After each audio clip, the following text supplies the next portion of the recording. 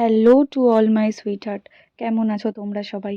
আমাদের লাইফের প্রত্যেকটা দিন আমাদের কিছু না কিছু শেখায়, এ কি রাজীব, কিছু তোমার না হাত কিছু কাটলো কি করে? এক্সপেরিয়েন্স করায়, কিছু না কিছু উপহার দিয়ে যায়। তুমি আবার শসাও সেরকমই কাটো? একটা দিন আমার কাছে আজকের দিনটি ছিল। আর এটা কি এনেছো, মুড়িয়ে? আমার স্কুলের ওই কিসে ছোট্ট মুড়িয়েছো? বাচ্চাটি প্রথমে যে কেন? দেখলে, ও আমাদের প্রত্যেকটা টিচারের জন্য মুড়িয়ে এনেছো পুরী নাকি? ঘুরতে গিয়ে গিফট নিয়ে এ তুমি এসেছিল। হাসছো কেন?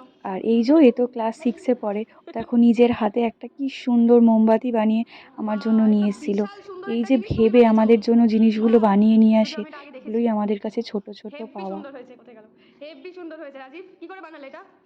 এই তো বলো। প্রথমে মোম গলিয়ে হুম কালার মিশিয়ে প্রথমে মাঝখানে ঢাললাম। দেখি ঢেলে কার মধ্যে ঢাললে? এই যে প্রথমে একটা ফেব্রিক কালারের যেটা শেড হয়ে গেছে তার মধ্যে মানে ওই কাঁচের কৌটোটার মধ্যে প্রথমে আগে এই বেগুন কালারের হ্যাঁ মোমটাকে ঢাললাম। হ্যাঁ। তারপর ভাইটা শুকানোর পরে এই হালকা লাল লাল কালারের মোমটা তারপরে চারিদিক দিয়ে ঢাললাম, দিয়ে বানালাম। দারুণ যা দেখতে হয়েছে না। তারপর এইটা সুতোটা কি করে ঢোকালে? সুতোটা হচ্ছে প্রথমে এখানে একটা দড়ি বেঁধে দিলাম, আমার চারটে দড়ি মানে চারটে। মোমটা গলিয়ে ঢোকাওনি? হ্যাঁ না, মোমটা গলিয়ে তারপর সুতোটা ঢোকাওনি? হ্যাঁ।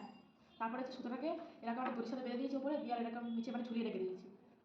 দড়ির সাথে সুতোটাকে বেঁধে রেখেছো? আরে উপরে যে দড়িগুলো থাকে না জামা মেলার জন্য, আমি তুলে পাবো সিঁচে লেগে দিয়ে সুতোটাকে বেঁধে দিয়েছে, কাঁচের পর্যন্ত এরামে গেছে। এইসব সুতোর মধ্যে ঝুলছে, মোম ঢেলে দিয়ে একবারে ঠিক কাঠে ঢুকিয়ে দিয়েছিলাম কেন? যাতে এটা না নড়াচড়া করে সুতোটা। ও, অনেক বুদ্ধি তো তোমার মাথায়। হেবি সুন্দর হয়েছে। আর বড় ছিল। দাও।